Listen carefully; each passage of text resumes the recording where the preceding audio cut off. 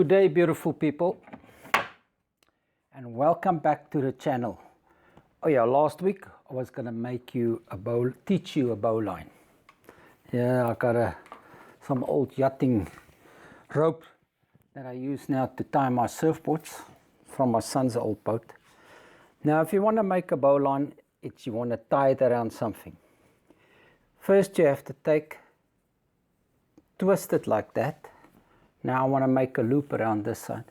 Then imagine the rabbit comes out of a hole. Hold that finger, go around the tree and back into the hole.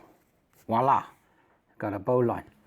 But now, that night with Nigel, he taught me there's a rabbit thing, and now it's dark, pitch dark. Imagine it. Now I'm sitting there. I can't see the freaking, I don't know where it is. So I taught myself another way to do it. Look at this. I'm going to show you. I put it across like that. I turn it. It's coming out of the hole already. I don't even have to look. I feel there's the tree. Pull it around and then I push it back. Voila. So this, you can even do it in the dark, behind your back, anywhere. There, not looking, whoop, it's coming out of the hole. I feel the tree. There's the tree. I feel it, go around it, voila, it's tied.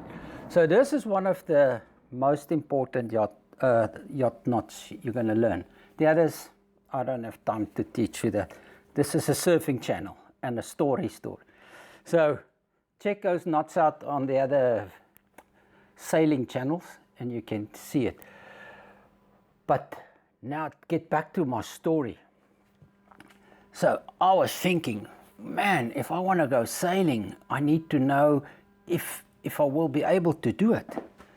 So I started reading all the books, but of the oaks that didn't make it. I read Survive the Salvage Sea, 117 Days Adrift, 76 Days Adrift.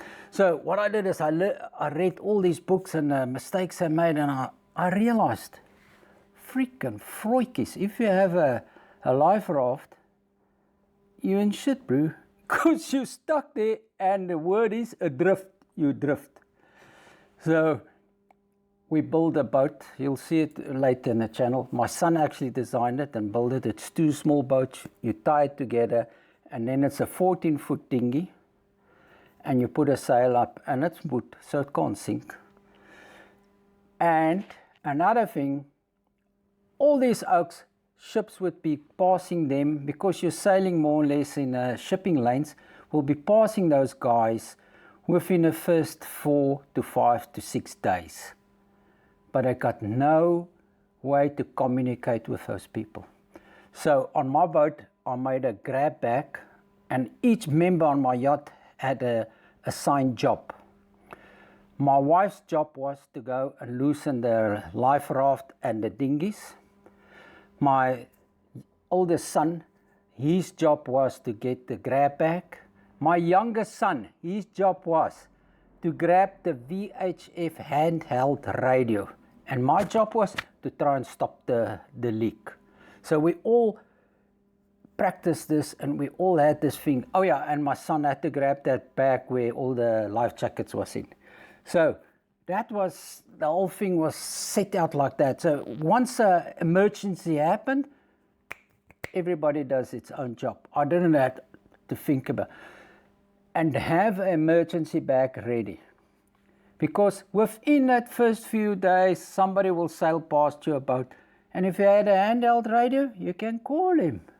And with myself, I had a sailing boat, I can sail further.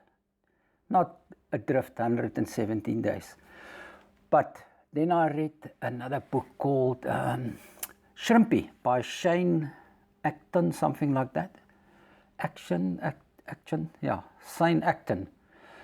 He sailed, I think it was an 18-foot boat, 18 or 19-foot little wooden boat.